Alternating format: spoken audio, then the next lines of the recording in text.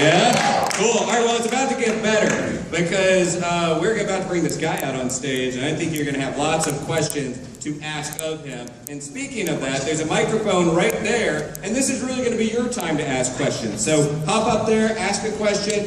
Keep it to one question per person if you can. No special requests, and let's not get too weird. Tulsa. But unless it goes in that direction, and then, hey man, get as weird as you want. Also, break out those cell phones and tweet about this, talk about it online, make your friends jealous at home using hashtag WWTulsaCC. My name is Aaron Sagers, and I'm very excited to bring this gentleman out here. Of course, you know him from Stand By Me. Of course, you know him from The Lost Boys, from License to Drive, from The Burbs, from The Goonies, from Gremlins. Please show your appreciation, Tulsa, for Mr. Corey Feldman!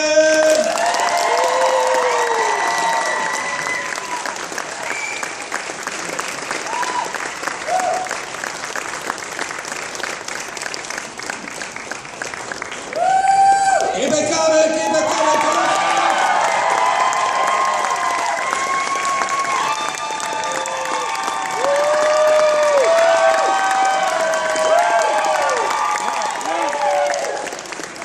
What's up, Tulsa, Oklahoma?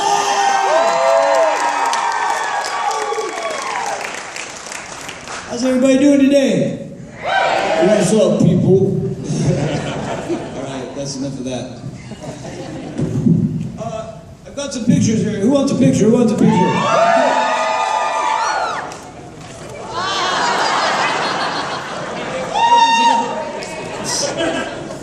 They're not signed because that would be illegal, you know, because we're at a convention, so they won't. But you can at least say I actually give it to you. Okay, let's try this one more time. Yeah, okay. You did not bring the aerodynamic photos, did you? They do not fly well through the air. Good watch. It kind of worked. That was lots of fun. We should do that again, never. They've got some good air on that. You know, it's the good, the bad, and the overly used, not-existent microphone. Yeah, the middle mic. Can't stand that middle mic. I like the tall mic, the small mic, the old mic. There's multi-mics. All the mics are good, but not that middle mic. Bad mic. Stay away from that mic. It's a bad mic. It's a bad mic. Anyway, how's everybody doing?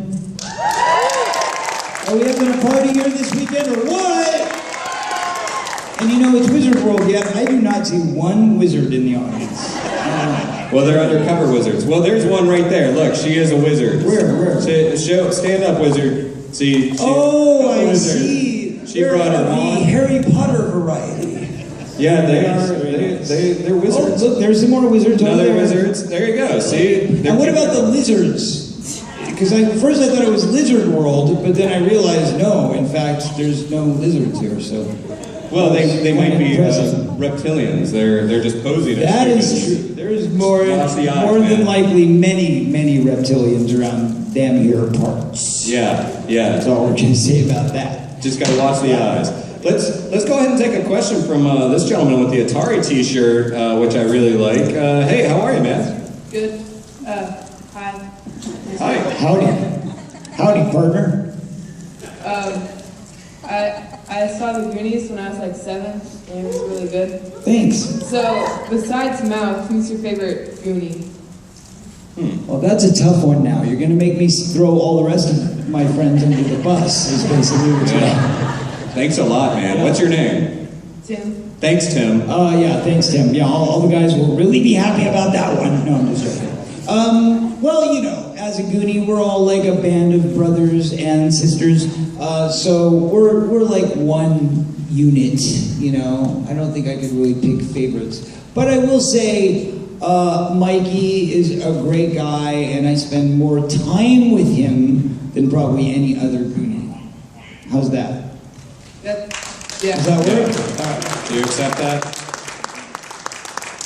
Yeah, obviously there's a lot of talk about the sequel. It's happening. What? It's long development. Yeah. A lot of people talk about it. I'm not going to ask you whether or not it's happening, but I'm going to ask. You wouldn't do that, right? I'm not that kind of guy. I would not ask that. But what I would ask is, in a fantasy scenario, if you could have Mouth 30 years on, what would you have him doing if you were to write the Clark storyline? Ironic you should say such a thing, because, as they are in development for a possible Goonies sequel, development is happening. There are meetings taking place. Director Richard Donner and Steven Spielberg and Chris Columbus have all gotten together and they are plotting, but that's as far as it's gone so far. All right, that's all we've got so far. I'm just going to be honest with you. But during that process, there was a point where another Goonie friend of mine and I got together and we wrote some ideas ourselves. And in that scenario, I believe we had, and again, this was directly related to the scenario that we wrote, which is not what we're using for the film, by the way. Just to let you know, I'm not going to be the writer, as far as I know, at this point. But in that scenario, we had, I believe, made him a senator. Oh, that's perfect. Yeah, that's perfect. Well, we started with lawyer, right? Because that was actually an idea that had been going around for a long time. That wouldn't it be great? Obviously, Mouth should be a lawyer because, well, self-explanatory. Yeah. But then Chunk actually became a lawyer, so then we're like, okay, now what do we do? That's kind of weird. So I think being in politics at all, probably, in that field makes sense to me. So, that's kind of the direction I went with it, but that doesn't mean that's where the boys are going to go. Yeah. Well, and this idea of in development, I mean, that's such a vague term as far as how long that could take. It's kind of like global warming. Yeah. If you can't see it, does that mean it really exists? Come on, guys. Is it really? Yeah, that is our issue. But we used to get away with that 10 years ago, remember? Before Al Gore had to go and make that damn movie, we could all live blissfully in ignorance. What do you mean there's no ozone layer? We don't even believe can you see it? No. Okay then. He ruined it for all of us. Yes. But anyway, it's the same kind of basic premise. Consider Goonies global warming, and just because you can't see it being made doesn't mean that it doesn't exist. Now maybe one day you will see it, but not yet. You're gonna have to be patient. Right now, there's a little bit more interesting things happening in the world of Goonie, which is that it is a very important anniversary coming up. That's right. That's right. The 30th anniversary this coming year, and I'm sure there's going to be a few special surprises in store for all the Goonie fans. Thank you, ma'am, for helping that young lady with the microphone. Very sweet of you. Hi there. What's your name? Brody. Hey, Brody. Did you say Brody? Try. Did you see Jaws? No, All right. Didn't see. One day you will. Moving on. And that question will make a lot of sense when you do. Right. But you have other things on your mind right now, Brody. And I'd like to hear what they are. Yeah. was it more fun making Stand By Me or the Lost Boys? That's a good question. Now, those are both rated R films. So I'm going to go ahead and guess that your mom put you up to asking that question. My dad did. Thank you for your honesty. Ding, 1 point for the child. All right. How old are you, Brody? 8. Okay. So a little bit underneath that age restriction, 17, but that's okay. All good. So did you see either of those movies? I saw Stand By Me. What did you think? I liked it. I know, but those guys have such dirty mouths, don't they? They just need to wash them out with soap. No bueno. Boy, that's a tough call, but I'm going to have to go with Stand By Me on that one. Lost Boys is definitely more fun to watch, okay? But look, the obvious, bonus or upside was, working again with my great dear friend Richard Donner, who was the director of Goonies and also directed me in Maverick and possibly a Goonies sequel. And, you know, he also produced the Tales from the Crypt series and the Tales from the Crypt movie. So, like, him and I have done a lot of stuff together. And he's a great man and, like, a father to me. So I always enjoy working with him. Outside of that, I did, of course, get to meet Corey Haim on that film. And we became lifelong friends as a result of it. And Jameson Newlander and I have also become lifelong friends as a result of me keeping him working by putting him in the sequels to Lost Boys. He's like, wouldn't you want to be my friend too? Come on. Anyway, so you know, there was a lot of friendships that were developed on that film, but at the same time, it was not fun per se. It was a lot of work. It was very stressful, and I was going through a lot of adult issues at that time, even though I was just a kid, but I was going through adult issues. So it was read the book. Choreography, it's out there. Maybe a few years from now you can read the book. But in the meantime, I got some good news for you. You like Ninja Turtles? Yeah, I thought you would. So we have a show on. Did you know this? Do you ever watch Nickelodeon? Yes. Do you ever watch the Ninja Turtles show on Nickelodeon? Yes. But did you know that Sean Astin, who plays Mikey in the Goonies, is Raphael? Didn't know that. See, I got you, didn't I? And did you know that I am Slash? Yep, that's right. So, two Goonies are actually already working together on the new Teenage Mutant Ninja Turtles TV show on Nickelodeon. So you can see a Goonie reunion right there. Or, I got one better for you. If you go to my YouTube channel, you can check out my video for my new album, which is called, the album's called Enjoy It to the Core. It's not out yet, but the first single is called Ascension Millennium, and there's a little on-screen Goonie reunion with me and Sean Astin in that video. So go home now after you're done today and check out Ascension Millennium on YouTube. So there's two Goonie reunions right there. Boom! Boom. Thank you, Brody. Everything seems like it's full circle. I mean, It always goes back to Goonies. Well, Always. Goonies, but also, I mean, Ninja Turtles, man. Like, doing live action movies and then now being in the Definitely animated part series. of my lure. Yeah, lure. Not Lure lure. and lore. Well, both. A little lure for the lure. The lure for the lure. And then the lower guys, well, those are the ones down there. The lower guys. The lower guys don't believe in the lure so much because they get lured to it all the time. And there you go. Is it ever surreal, though, going back to these It's real life, yes, I saw it. Here's your Coke. Oh my God, I thought it was an earthquake. I was like, you guys don't get earthquakes here, do you? Oh no, tornado! They actually do get earthquakes in Oklahoma, though. You do? Really? Somebody was telling me last night that there were more earthquakes in Oklahoma than in California this past year. Is that correct? Yeah? Scary. Well, thank you. Have you ever had an earthquake and a tornado at the same time? Now that's going to be a party. Who's coming? Yeah. This is a very structured, stable structure, so I think we're fine. So, yeah. Hi. Hi. Being a child of the 80s, I watched movies like Goonies and Lost Boys and could get lost in them and the fantasy of them. But being someone who was in those films and filmed it, how does that jade you when you see other movies that we who never saw behind the scenes or lived making those kind of films? You know, I was a kid and I played a Goonie. I pretended to be a Goonie. You as a kid made those movies. When you saw other movies like that, did it jade you towards it? Well, no, but see, when I was a kid making Goonies, I was pretending to be in like Wizard of Oz or like Willy Wonka or, you know, all those movies, and like Star Wars, of course, right? I'm still hoping I get cast in the new Star Wars movie, and they've already finished production. It's obviously not gonna happen because I'm not in it. There's a couple more episodes coming, we know that. Let's ask the Klingon over there. Klingon! That's like casual What are the chances that I'm gonna be in the next Star Wars film? What are your Klingons? Yeah. Right. Okay, so could you get on that for me? I know you could probably call the Klingon Senate and make something happen. It's called the War of the Worlds, right? The Agent Klingon. I hear there's vampires in this new one. Oh, Jesus. Let's hope not.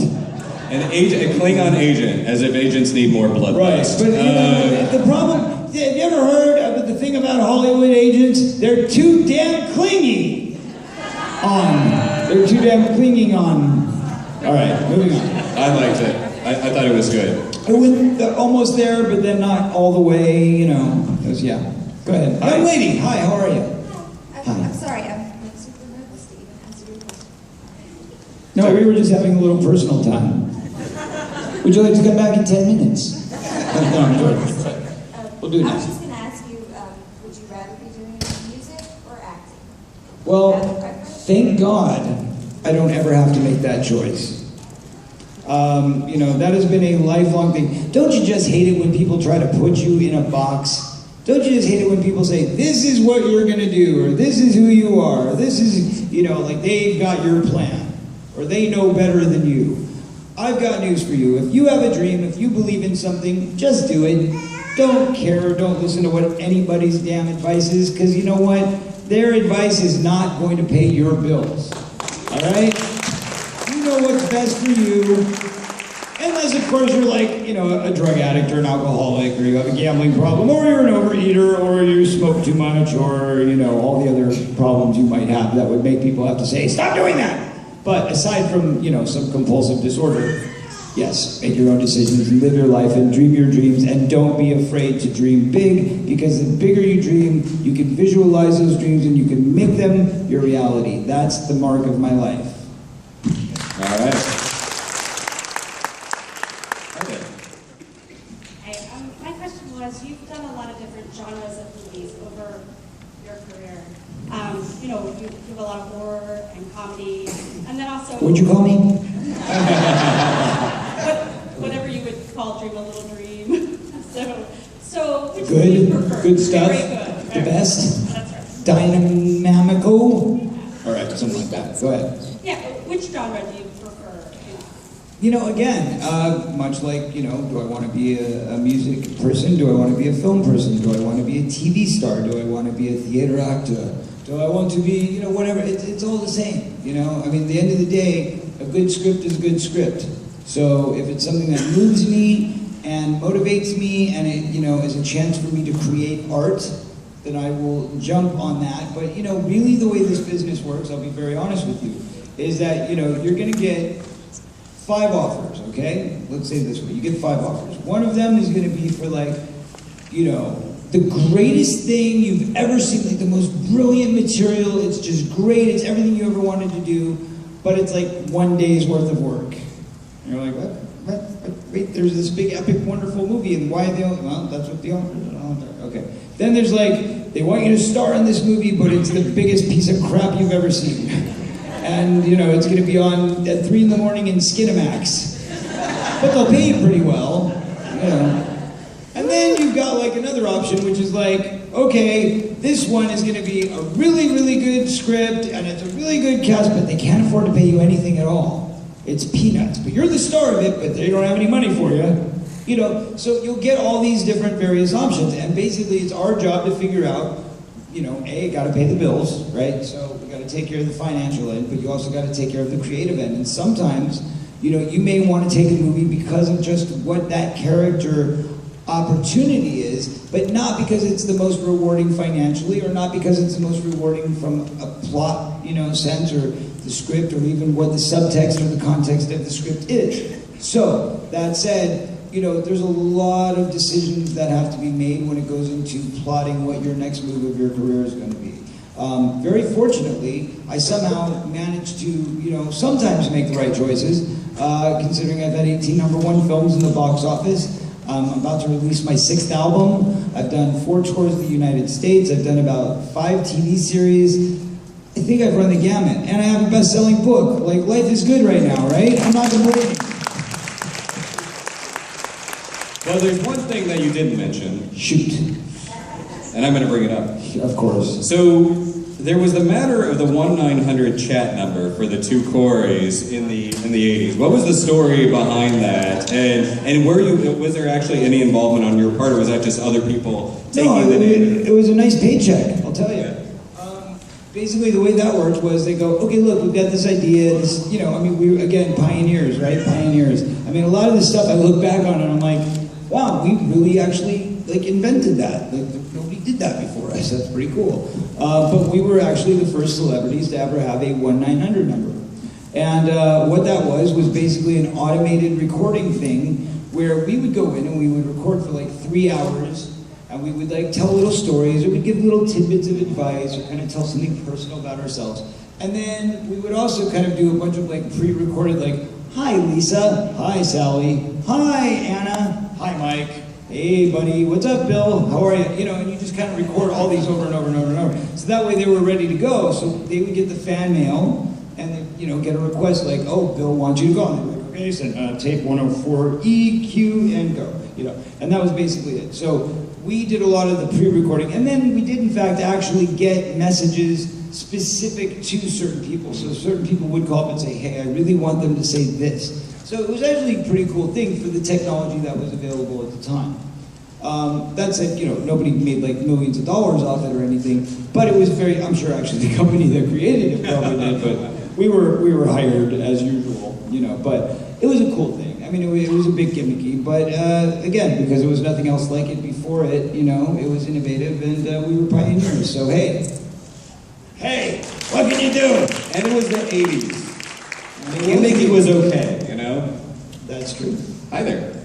I mean, it wasn't phone sex, you know, I mean, now that would have been interesting. Okay, go ahead. Hi, oh my gosh, wait, were you in that video? Wait, are you the little girl from that Blind Melon video? I can make you that girl, though. If you just give me a black marker, I can do it, I swear. Go ahead. This is regarding the Goonies. When you were playing mouth, did you actually speak Spanish, or is it scripted? Okay, I have no idea what you're talking about. What movie? And the Goonies? No, I'm just joking.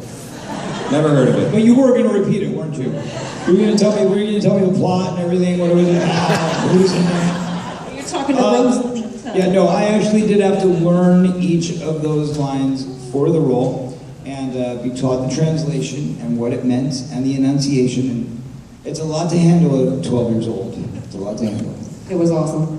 Thanks. Hello. Hello. Weren't you the girl in the Blind Melon? No. I had that answer ready for everybody here today, and she just got lucky to be the one that it worked for. So. Anyway, go ahead, sorry. My question was, were there any movies or TV shows you regret turning down? Regret turning down? Yep, sure do. Yeah, the biggest one I think for me always was Born on the 4th of July. You ever see that movie? Little movie. What few of those things are called Oscars. Who needs those in the old cabinet? Yeah, I was at the time. I had like The Burbs out, and it was in the theaters. And Dream a Little Dream had just been in the theaters, and I think I was getting ready to do something else, maybe Exile for Disney. And I was like, I got this, call that Oliver Stone, who was a relatively new director, was doing a movie that was going to be starring Tom Cruise, who was very much my peer at the time. He was kind of, a new teenage young adult kid. And I'd seen Risky Business, and I was like, yeah, that's cool, whatever. And they were like, well, so it's like, you'd be playing like a co-starring role, and you'd be playing his brother. I'm like, wait a minute. I've got like 3 #1 movies out right now, and it's like, they're my movies, so you want me to be like the 2nd, 3rd, 4th, 5th, 5th fiddle to a kid that's just up and coming, nobody really even knows yet.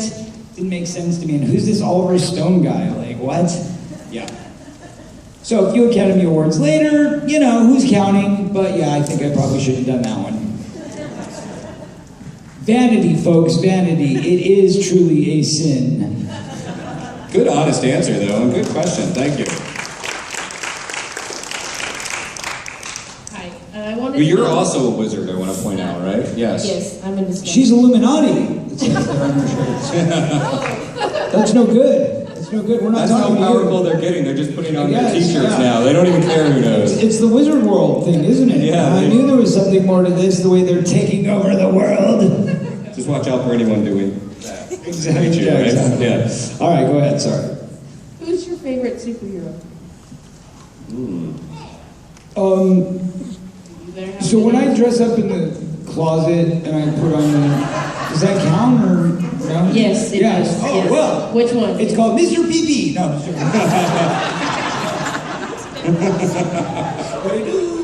I would say Batman, generic answer, but yeah, Batman. I've always been a Batman kind of guy. Whatever the question is, I like Batman that could damn really be bat nice. signal, and the bat car, and the bat bike, and the bat plane, and the bat copter, and the bat boat. I mean, he's got all the toys. No other superhero's got it covered like he does. He is the bomb diggity monster.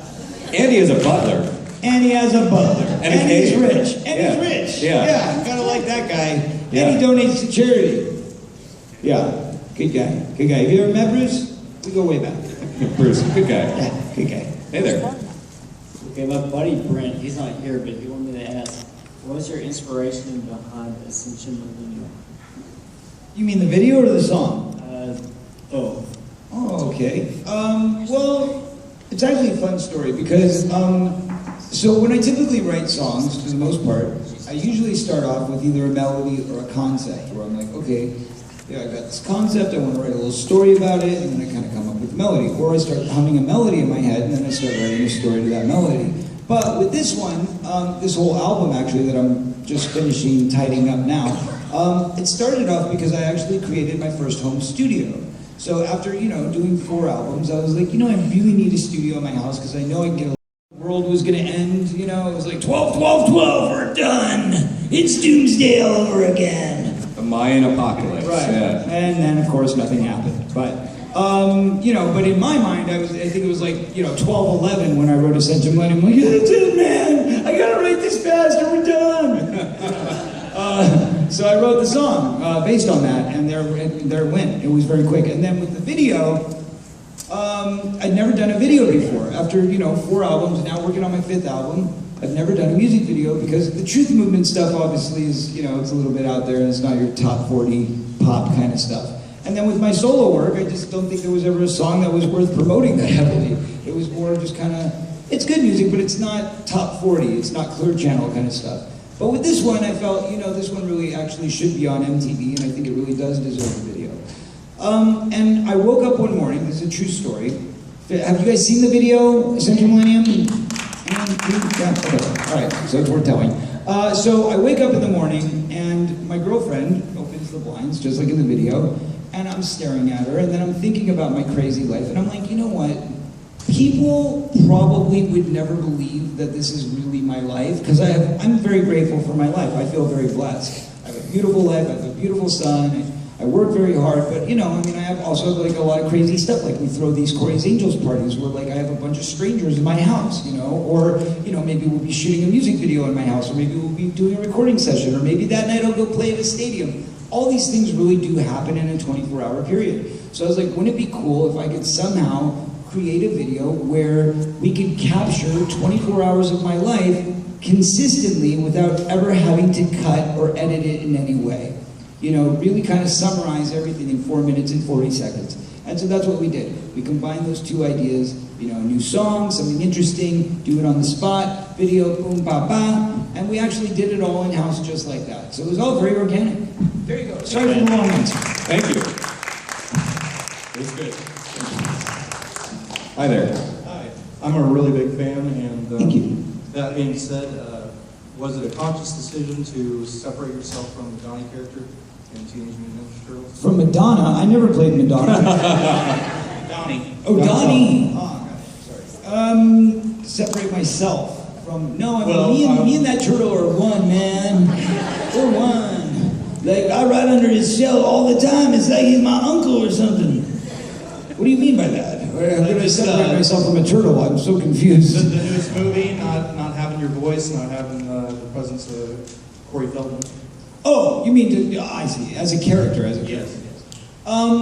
Yeah, it was, I don't think that was one of my biggest departures, really, but I think that I wanted to do something that was reminiscent, because they were looking for, they wanted to create, nobody had ever really had a turtle on film. They didn't know what that was going to be or what it was going to look like. So I'm pretty sure I was the first voice they laid down, because they came to me in the beginning, and when I saw the movie, it was really junky. To be honest, it was kind of crappy. It was like second generation, and it was lots of scratches and things throughout the screen, when they were showing me, because it was on bad stock, film stock. And like, it was just, special effects were really cheesy. They had to do a lot more CGI and all this stuff to it. So I saw a very raw, early copy of the film. And to be honest, I was like, oh man, this is a big piece of crap. But the kids will love it. The kids will love it. Because they don't know, right? So I figured it was nice and it was cheap and it was good for the kids.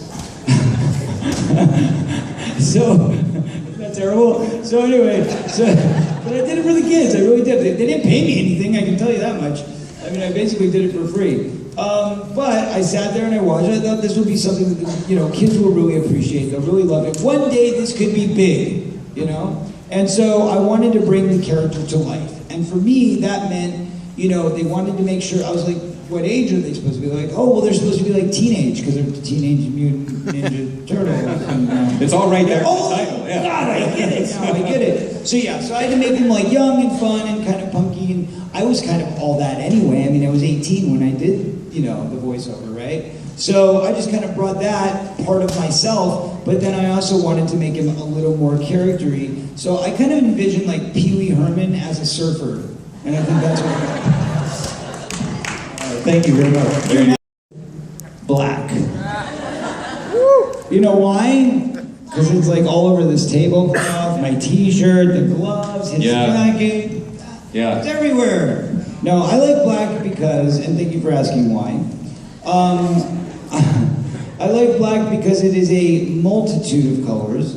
And the way I actually, the very interesting little tidbit, is that I made a fashion statement when I was just a few years older than you, about 14 years old, I think from 14 to 15, where I swore to only wear the color black every day. I would wear nothing else but black. So when everybody asked me, like, why are you doing this crazy thing? Is it because you're like a rebel, or you're like a mean guy, or you're a tough guy? I was like, no, I'm not about that. I'm peace and love. But I like black because it represents all colors together. And everybody says, no, white represents all colors together, man. If you look at a spectrum, you'll see that, in fact, white is the prism. And I'm like, no, because if you have crayons, and you take every crayon, and you mix it together, what happens? Thank you. And racism. Yeah. And what is your favorite color? Just so we have it for the record. Blue. See, now look, if you and I go hang out, we're black and blue. What's up? What's up? It's also a solid color choice. Thank you, Aaliyah. You're a cutie pie. Thank you. And because you graciously allowed her to step up and ask that question, we're going to make certain that you get yours as well. John Wayne gets to come up too. I'm the girl from the Blind Melon video. What did he say? He said, I'm the girl from the Blind Melon video. Oh, nice. Well done. Nice. Good callback, sir. Yes. With the John Wayne mask. All right. Good work. What advice would you give to a child who's just starting out in acting? Not me. I would say, get the hell out now. That's my advice. I'm not joking. Yeah. On that note, Tulsa, thank you so much. Get the hell out now. Corey Feldman.